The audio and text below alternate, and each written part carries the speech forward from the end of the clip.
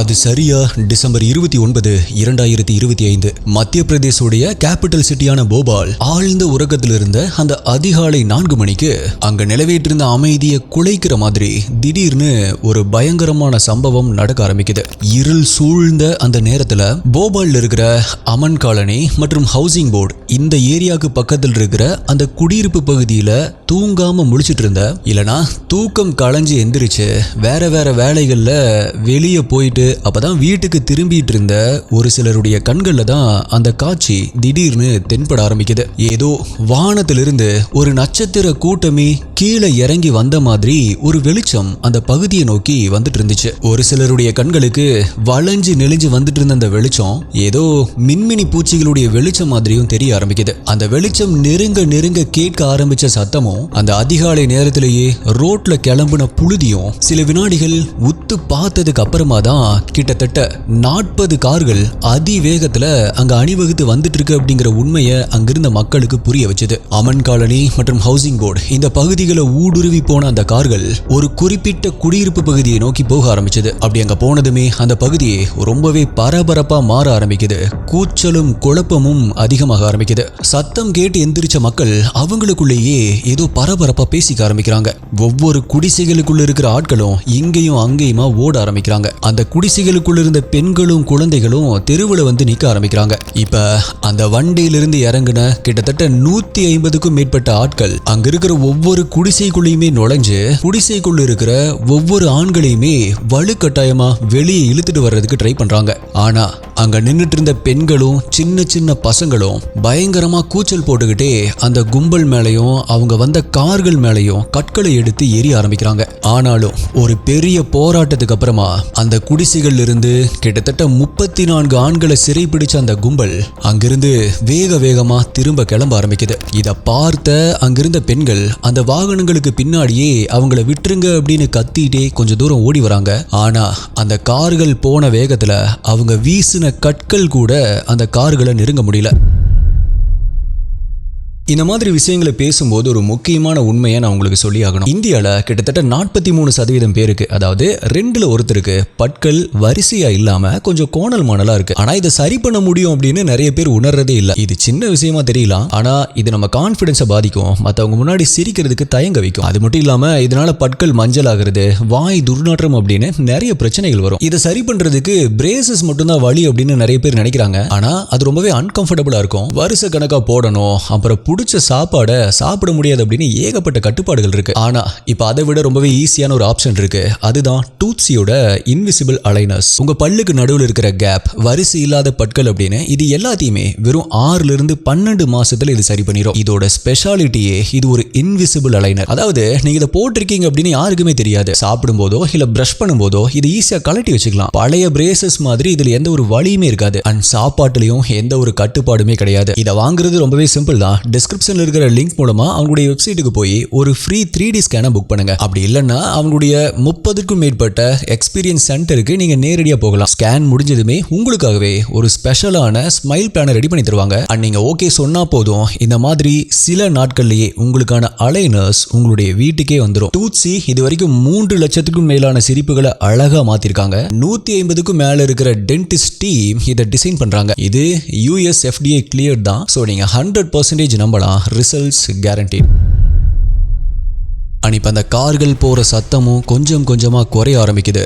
But குடிசையில் இருந்த அந்த பெண்கள் மற்றும் குழந்தைகளுடைய அலறல் சத்தமும் அழுகை சத்தமும் அதிகமாக ஆரம்பிக்குது. பொதுவாகவே குடிசையில் இருக்கிறவங்களுடைய கூக்குரல் சத்தம் மாளிகையில் இருக்கிறவங்களுக்கு கேட்காது அப்படின்னு சொல்லுவாங்க. ஆனா இந்த மக்களுடைய சத்தம் கொஞ்சம் தூரத்துல இருந்த மாளிகைக்கும் கேட்க ஆரம்பிச்சது. அந்த மாளிகை வீட்டில் இருந்தவங்க அந்த குடிசை பகுதியில் நடந்த சம்பவங்களை கேட்டு துடிச்சு போக ஆரம்பிச்சாங்க. அந்த குடிசையில் இருக்கிற மக்கள் இல்லை அப்படின்னா இன்னைக்கு நம்ம இவ்வளவு வசதி வாய்ப்புகளோட சொகுசு வாழ்க்கையை வாழ முடியாதே. இன்னைக்கு அவங்களுக்கு நடந்த அதே விஷயம் நாளைக்கு நமக்கு நடக்காது அப்படின்னு என்ன நிச்சயம் அப்படின்னு பலவிதமான யோசனைகள் அவங்களுக்கு வர ஆரம்பிச்சது. ஆக்சுவலா அவங்க அப்படி நினைச்சதும் ஒரு விதத்துல சரிதான். ஏன்னா 40 கார்கள் அந்த குடிசை பகுதியை நோக்கி வந்துச்சு அப்படின்னு சொன்ன இல்லையா, அப்படி அந்த குடிசை பகுதியில கை வச்ச அந்த கும்பலுடைய பார்வை அடுத்த சில மாதங்கள்ல அந்த மாளிகை மேலையும் பட ஆரம்பிச்சது. அதுக்கான காரணம் என்ன?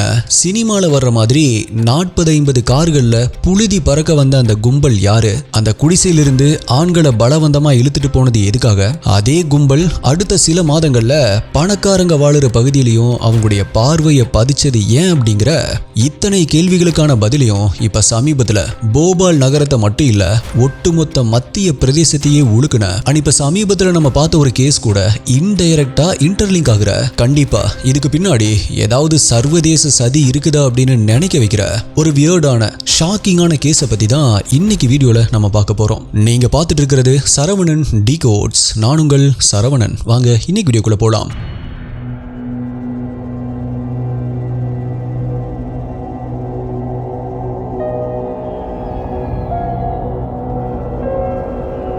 அது டிசம்பர் மாதம் 2025 வருஷம். சத்தீஸ்கர் மாநிலம் முங்கேலி அப்படிங்கிற மாவட்டத்தை சேர்ந்த 21 வயசான ஒரு பொண்ணு நம்ம எல்லாரையும் போலவே ரொம்பவே இன்ட்ரெஸ்டா இன்ஸ்டால ரீல்ஸை பார்த்துட்டு இருந்திருக்காங்க. படிச்சுட்டு வேலை இல்லாம இருந்தவங்க தனக்கு சூட்டபிளான ஒரு வேலை கிடைச்சது அப்படின்னா இந்தியால எங்க வேணாலுமே போய் வேலை செய்யலாம் அப்படிங்கிற எண்ணத்துல இருந்திருக்காங்க.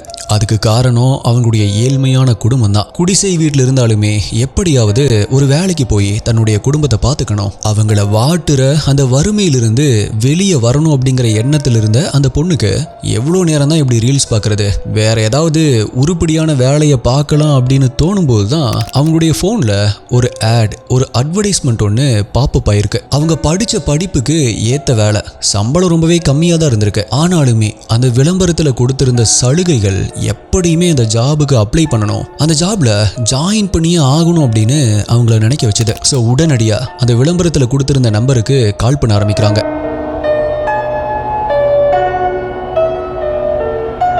அப்படி கால் பண்ண அடுத்த சில நிமிஷங்கள்ல சந்தோஷத்துல துள்ளி குதிக்க ஆரம்பிக்கிறாங்க.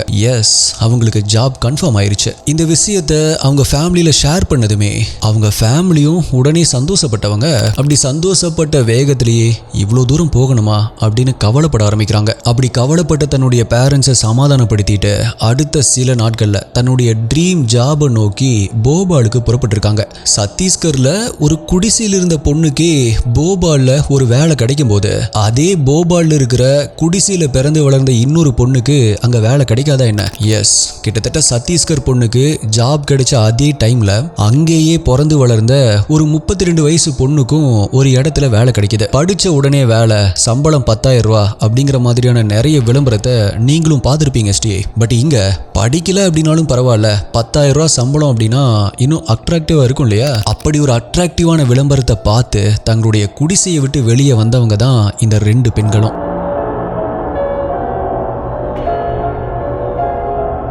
பட் இது மாதிரியான விளம்பரங்கள் பெரும்பாலும் ஃபோர்ஜரியா தான் இருக்கும். பிகாஸ் அவங்க கிட்ட இருந்து ஏதாவது பணத்தை வாங்கிட்டு ஏமாத்திடுவாங்க இல்லையா? பட் இந்த பெண்களுடைய விஷயத்துல வேலையும் கிடைச்சது. ஆல்சோ அவங்களே எதிர்பார்க்காத ஒரு லக்ஸரியான, அவங்க நினைச்சு கூட பார்க்காத ஒரு பணக்கார வாழ்க்கையும் அவங்களுக்கு கிடைக்க ஆரம்பிச்சது. அந்த 2 பெண்களுடைய கண்கள்ல பட்ட அந்த விளம்பரம் குடிசையிலேயே பிறந்து வளர்ந்த அந்த 2 பொண்ணுகளை கோடீஸ்வரங்களா மாத்துச்சு, மாட மாளிகையில வாழ வச்சுது அப்படின்னு சொன்னா நீங்க நம்புவீங்களா ஸ்டே?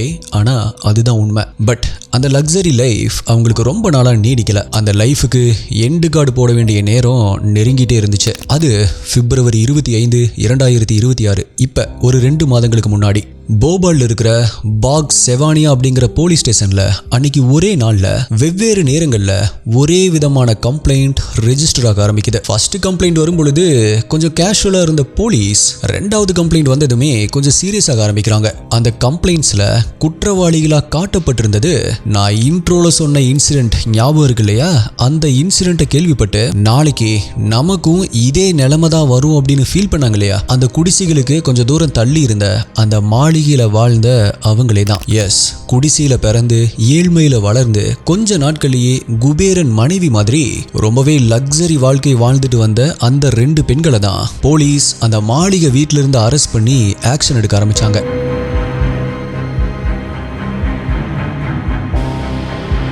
ஆக்சுவலி இந்த இடத்துல ஒரு சின்ன கிளாரிஃபிகேஷன் கொடுத்துடலாம் அப்படின்னு நினைக்கிறேன். அப்பதான் கேஸ் டீடைல்ஸ்ல உங்களுக்கு எந்த ஒரு குழப்பமுமே வராது. போலீஸ் கல்பிரிட்ஸ் அப்படின்னு அரெஸ்ட் பண்ணது வேலை தேடி ஒரு அட்வர்டைஸ்மெண்ட்டை பார்த்து வீட்டில இருந்து வெளியே வந்த சத்தீஸ்கரை சேர்ந்த அந்த 21 வயசு பொண்ணையோ இல்ல போபால சேர்ந்த அந்த 32 வயசு பொண்ணையோ இல்ல. ஆக்சுவலி அவங்க 2 பேரும் தான் இந்த கேஸ்ல விக்டிம்ஸே. அண்ட் போலீஸ் கம்ப்ளைண்ட் கொடுத்ததும் அவங்க 2 பேரும் தான். பட் அப்படி அவங்க கம்ப்ளைண்ட் கொடுத்து அரெஸ்ட் ஆனதுமே 2 பொண்ணுங்க தான். அப்படி அரெஸ்ட் ஆன அந்த பொண்ணுங்க யாரு அப்படிங்கறத பாக்குறதுக்கு முன்னாடி கம்ப்ளைண்ட் கொடுத்தாங்க இல்லையா விக்டிம்ஸ், அவங்களுடைய கம்ப்ளைண்ட்ல என்ன இருந்துச்சு அப்படிங்கறத பாத்துடலாம். முதல்ல அந்த சத்தீஸ்கரை சேர்ந்த அந்த பொண்ணு என்ன சொல்லியிருந்தாங்க அப்படின்னா, பியூட்டிஷியன் கோர்ஸ் படிச்சிருந்தேன்னா பியூட்டி பார்லர் வேலைக்கு ஆள் தேவை அப்படிங்கிற விளம்பரத்தை பார்த்து அதுல இருக்கிற நம்பருக்கு நான் கால் பண்ணியிருந்தேன். அப்ப அவங்க 10,000 ரூபா தான் சம்பளம், ஆனா சாப்பாடு தங்குற இடம் அப்படின்னு இது எல்லாமே இலவசம் அப்படின்னு சொன்னாங்க. ஸோ நான் என்ன நினைச்சேன் அப்படின்னா, எனக்கு செலவே இருக்காது, சம்பாதிக்கிற பணத்தை அப்படியே வீட்டுக்கு அனுப்பிடலாம் அப்படிங்கிற எண்ணத்துல அந்த ஜாப்ல வந்து நான் ஜாயின் பண்ணேன். அப்ப அவங்க என்கிட்ட பழகுன விதமும் நடந்துகிட்ட விதமும் அவங்க மேல எனக்கு ரொம்பவே பெரிய மதிப்பையும் நம்பிக்கையும் ஏற்படுத்துச்சு அப்படின்னு சொல்லியிருந்தாங்க.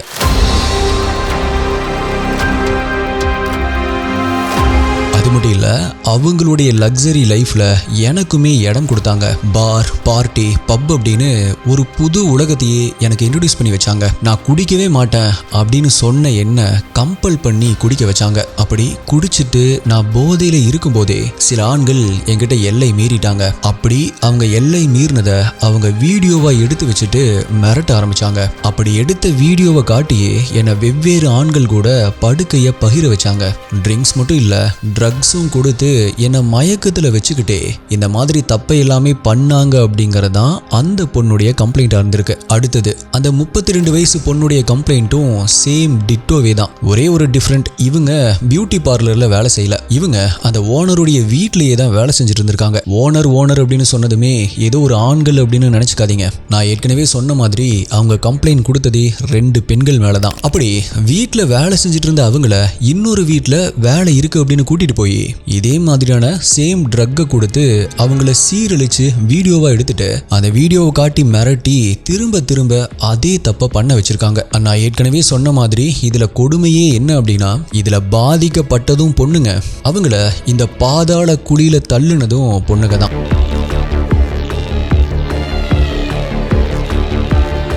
அந்த பொண்ணுங்க யாரு அப்படின்னா, போபால் இருக்கிற அப்பாஸ் நகர் அப்படிங்கிற குடிசை பகுதியில் பிறந்து வளர்ந்ததுங்க தான் இந்த அம்ரீன் அப்படிங்கிற அக்காவும் அஃப்ரீன் அப்படிங்கிற அவளுடைய தங்கச்சியும். பொதுவா ஏழ்மையான குடும்பத்தில் பிறந்தவங்களுக்கு என்ன லட்சியம் இருக்கும்? எப்படியாவது படிச்சு பெரிய ஆளா வளரணும், நிறைய சம்பாதிக்கணும், மற்றவங்க முன்னாடி நல்லா வாழ்ந்து காட்டணும் அப்படின்னு தானே தோணும். அதே எண்ணம் தான் இதுகளுக்கும் இருந்திருக்கு.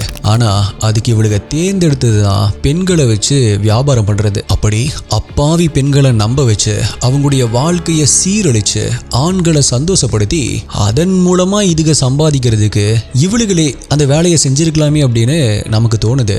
ஆனா நோகாம நொங்கு சாப்பிடணும் அப்படின்னு நினைச்சிட்டு இருந்த அவளுகளுக்கு இது தோணல. Also environment maths a man அப்படின்னு சொல்லுவாங்க இல்லையா, அது பொண்ணுகளுக்குமே பொருந்தும். அதுதான் இவங்களுடைய விஷயத்திலையுமே நடந்திருக்கு.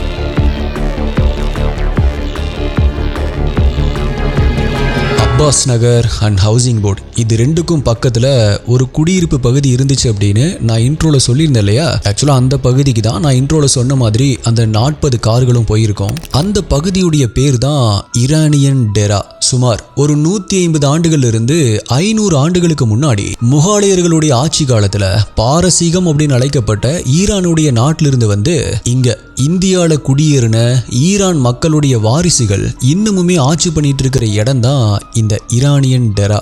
இந்த பகுதியை கிரிமினல்ஸ் எம்பையர் அப்படின்னு தான் சொல்றாங்க. பொதுமக்கள் கிட்ட இருந்து பிக் பாக்கெட் அடிக்கிறது, செயினை பறிக்கிறது, அவங்களுடைய மொபைலை தூக்குறது அப்படின்னு சின்ன சின்ன தப்புகள் இருந்து சிபிஐ ஆபீசர்ஸா வேஷம் போட்டு பெரிய லெவல்ல ஆட்டைய போடுறது வரைக்கும் இந்த மாதிரி எல்லா விதமான கிரிமினல்ஸ் பிறந்து வளர்ற இடமே இந்த இடம் தான். ரொம்பவே மொரட்டு சுபாவம் கொண்ட இந்த மக்கள் கிட்ட முறையா எந்த ஒரு ஐடி கார்ட்ஸுமே கிடையாது. நாங்களும் இந்தியன்ஸ் தான் அப்படின்னு சொல்லிட்டு சுத்திட்டு இருக்கிற இந்த மக்களை பார்த்து போலீஸே பயப்படும். என்ன ப்ரோ சொல்றீங்க? அப்படி போலீஸே வர்றதுக்கு பயப்படுற இடத்துக்கு நம்ம இன்ட்ரோல சொன்ன மாதிரி சினிமா கிளைமேக்ஸ்ல வர்ற மாதிரி அப்படி பல கார்கள்ல வந்து சுத்து போட்டது யார் அப்படின்னு உங்களுக்கு ஒரு கேள்வி இப்ப வந்திருக்கலாம் ஸ்டே. ஆனா சாட்சாத் அதுவுமே போலீஸ் தான். தனியா ஒரு கார்ல வர்றதுக்கு பயந்துட்டு தான் 40 கார்கள்ல நகர்வலம் போற மாதிரி போயிருக்காங்க. அண்ட் அவங்கள வரவிடாம தடுக்கிறதுக்காக தான் அங்க இருக்கிற பெண்கள் கல்லை எரிஞ்சு விரட்ட பார்த்திருக்காங்க.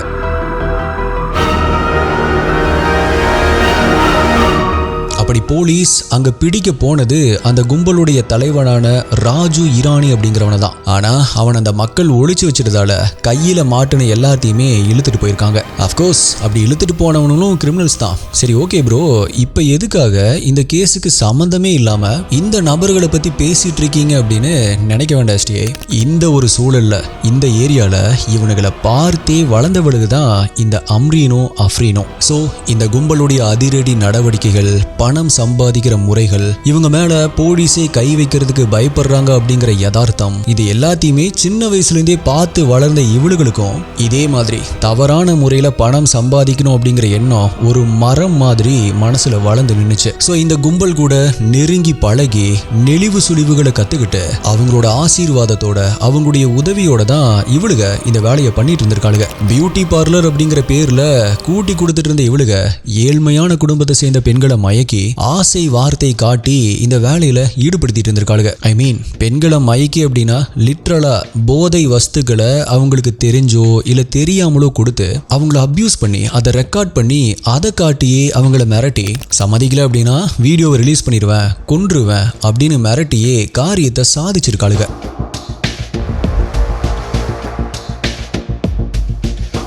இவ்வளவு பெரிய கிரைமை இவளுக்கு 2 பேர் மட்டுமே செஞ்சிருக்க முடியாது இல்லையா?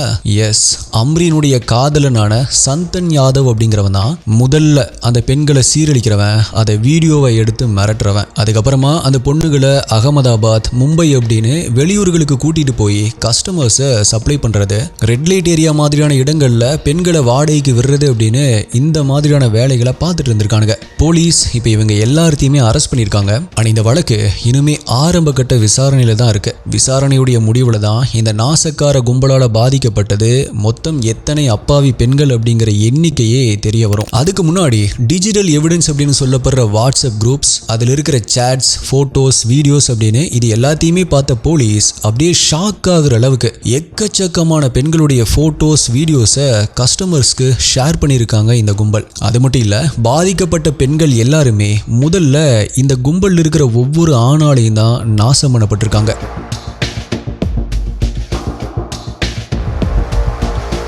ஆல்சோ அம்ரீன், அஃப்ரீன் இந்த 2 பேருமே ஒரிஜினலா ஹிந்துவா பிறந்து முஸ்லீமா கன்வெர்ட் ஆனவங்க. இதுல என்ன ப்ரோ இருக்கு? அதெல்லாம் அவங்களுடைய பர்சனல் சாய்ஸ் அப்படின்னு கேட்டீங்கன்னா, இவளுக்கு விரிச்ச வலையில வேலைக்காக வந்து மாட்டுன அந்த அப்பாவி பெண்களையும் மதம் மாற சொல்லி ரொம்பவே கொடூரமா கட்டாயப்படுத்தியிருக்காளுங்க. எந்த அளவுக்கு அப்படின்னா, அந்த பொண்ணுகளை புர்கானிய சொல்றது, குரானை வாசிக்க சொல்றது அப்படின்னு ரொம்பவே அக்ரஸிவா செயல்பட்டிருக்காளுங்க. ஒருவேளை அந்த பொண்ணுங்க நான் அப்படி செய்ய மாட்டேன் அப்படின்னு மறுத்தா, உன்னை அபியூஸ் பண்ண வீடியோ என்கிட்ட இருக்கு, அதை நான் இப்பவே நெட்ல ரிலீஸ் பண்ணிடுவேன் அப்படின்னு கேவலமா மிரட்டி அவங்களை தங்களுடைய கண்ட்ரோலையே வச்சிருந்திருக்காளுங்க. அது மட்டும் இல்ல, நாங்க சொல்றதை கேட்டு ஒழுங்கா நடந்துகிட்டா உன்னை நல்ல வசதியான ஒரு முஸ்லீம் ஃபேமிலியில கல்யாணம் பண்ணி கொடுக்குறோம், அதுக்கப்புறமா நீ இந்த தொழிலெல்லாம் பண்ண வேண்டாம் அப்படின்னு ஆசை வார்த்தை காட்டி பிரைன் வாஷ் பண்ணியிருக்காளுங்க.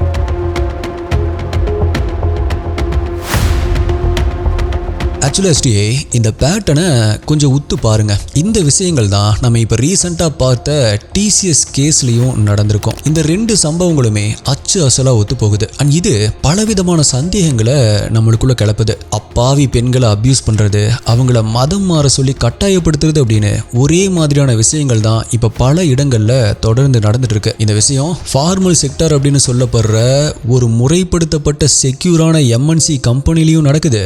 அதே சமயம் இன்ஃபார்மல் செக்டார் அப்படின்னு சொல்லப்படுற இந்த மாதிரி பியூட்டி பார்லர் மாதிரியான இடங்கள்லயும் ரொம்பவே சாதாரணமா நடந்துட்டு இருக்கு. இதெல்லாம் பார்க்கும் பொழுது கண்டிப்பா இப்ப ரீசெண்டா நடந்துட்டு இருக்கிற இந்த மாதிரியான விவகாரத்துல ஏதோ ஒரு மிகப்பெரிய வெளிநாட்டு சதி இருக்குமோ அப்படிங்கறதுதான் என்னுடைய ஆழமான எண்ணமா இருக்கு.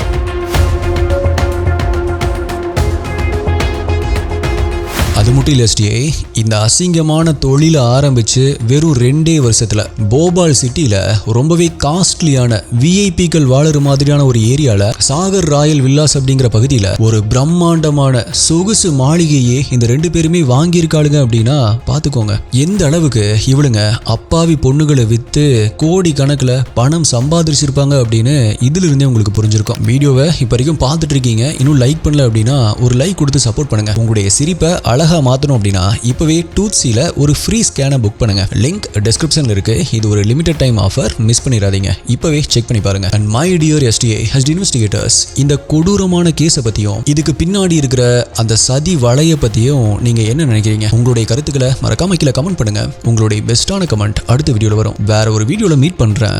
நன்றி, பாய்.